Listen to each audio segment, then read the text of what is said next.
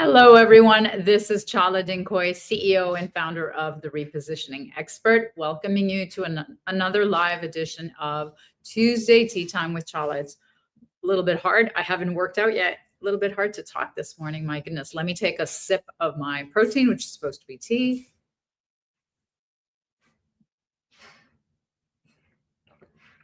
Beautiful summer morning here. Gonna go out right up after this to do my workout. But all morning I've been reading about AI. It's, first of all, so much in the news. I'm talking about it a lot. I'm going to be doing keynotes. I'm going to be doing a keynote in August in Anaheim, California at the Alliance for Science. And I'll be talking about AI a lot. Mostly I talk about what it's looking for and how you can use it better to sell and to market yourself. So let me tell you about some of the things that I've been reading this morning and yesterday. So according to Gallup, the majority of Americans are not happy about AI. And only 9%, and it's a number that's decreasing, think that it does more good than bad, than harm. And, Americans are, alone in doing that because, for example, when you look at China, they have so much more trust in AI and digital. So that number is 83% think that AI does more good than harm. And people are renting their faces to AI. This is a story I was reading this morning.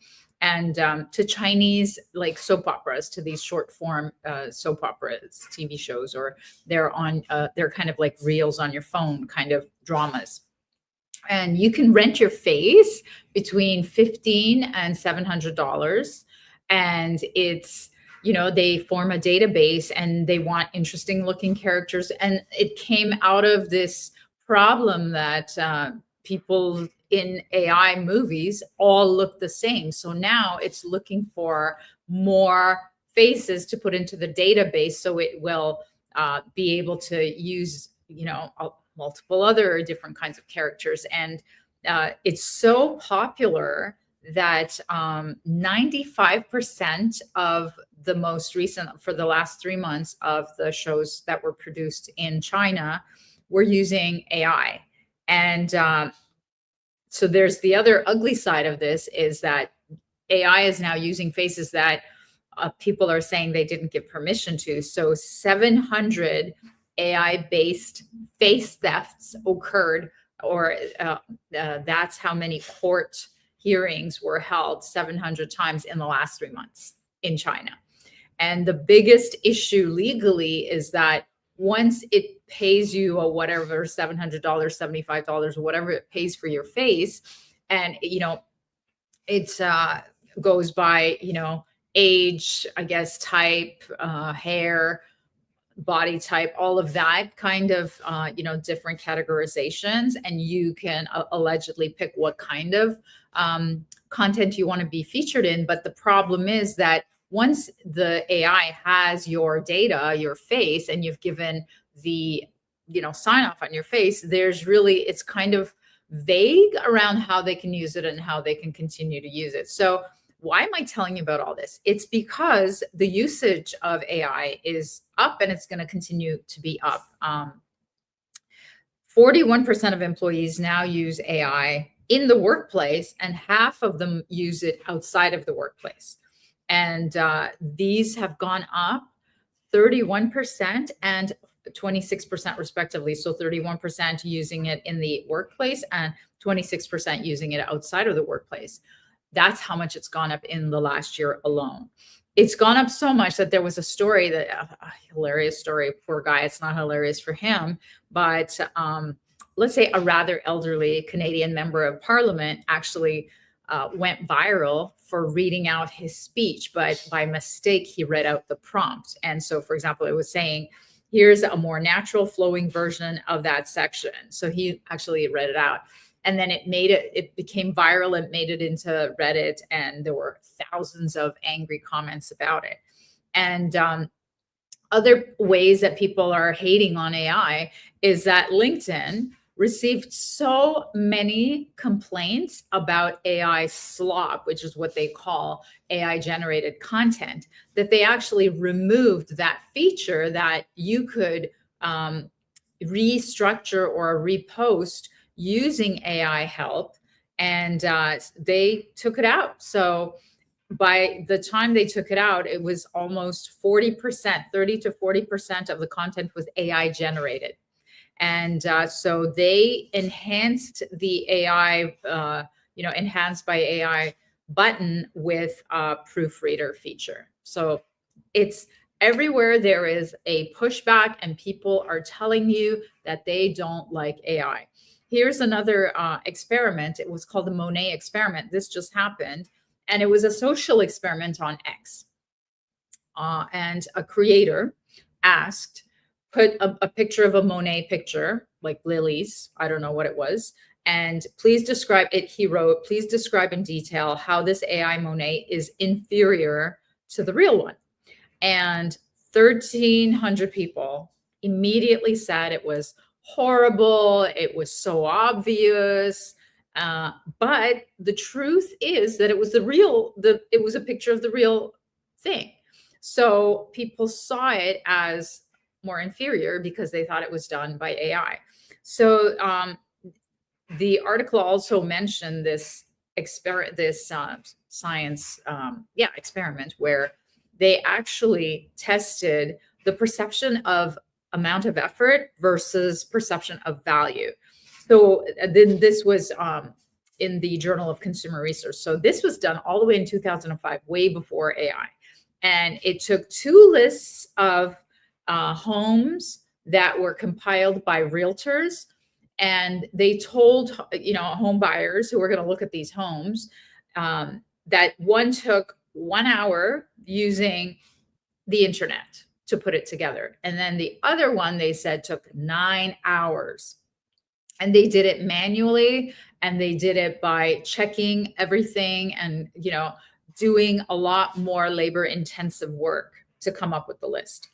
And guess what they thought when they asked the buyers to rate these homes on the list? Of course, the 1 hour one got a 50 out of 100 quality score, and the other one got 68 over 100 quality score of the rates of the homes. So the homes rated 30% higher if they were compiled in 9 hours versus 1. So there's the more effort equals the more perceived value, which is why AI hate is happening, right?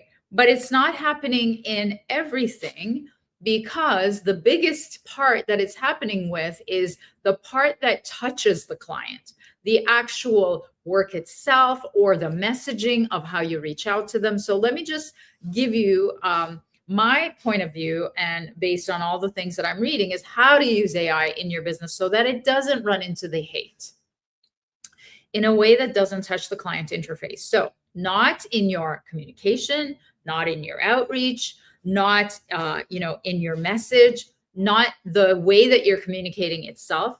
Now, these are some of the things that I found, and also I generated an AI, kind of like a bot testimonial, and there was the people that I showed it to, they could tell, as soon as they could tell that it was AI, they checked out. They didn't even look at the message. They didn't even care that it was based on a true testimonial of actual clients that I have.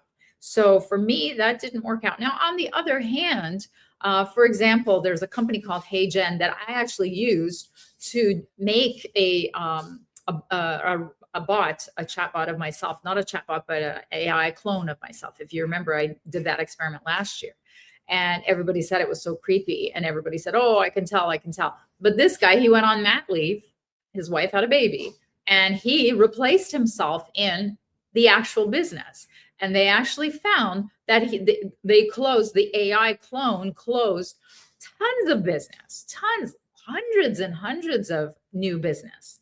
And also it also had a lot of issues, which, they tried to control for. So it made appointments in geographies they didn't exist, or it made decisions that they hadn't decided on. So what they did is they reprogrammed it to take the decision making out of it. So it's still very tricky. There's still, compliance, and they're still checking for what work it's going to do. I mean, today I just read that all of the major AI players are going to Washington for a safety briefing after it escaped last week during an experiment where it actually attacked and hacked some companies from the simulation.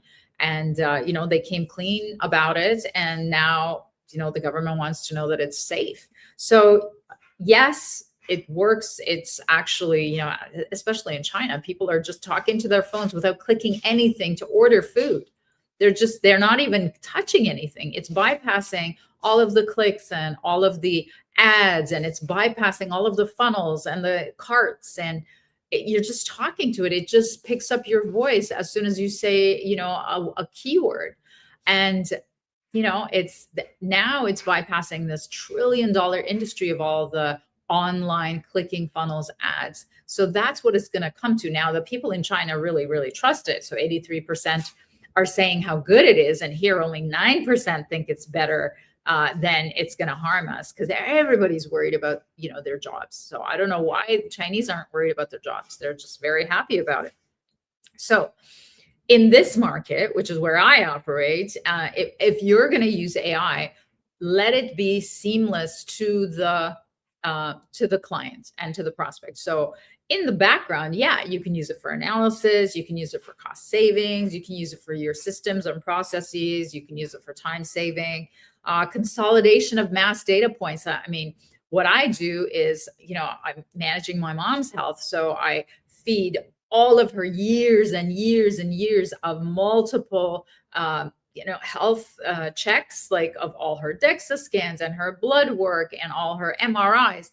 I don't know how to read any of that stuff. And I certainly don't know how to tell if she's getting better or not. So I feed it all into a project, into a one folder in Claude, and ask whether, what the recommendations are and how likely is it that she's going to get better, and, all the questions that I have. Now, I am fully cognizant that it hallucinates, it makes up data. This is all very iffy. So what I do is I simply tell her doctor and say, look, it might have hallucinations in it, but this is the biggest issues that AI found. And I have them check it, because at the end of the day, still you need the senior eyes and ears to be able to tell based on, their intuition and their experience and information, whether it's valid or not. And in a lot of cases, it allowed them to quickly focus in on what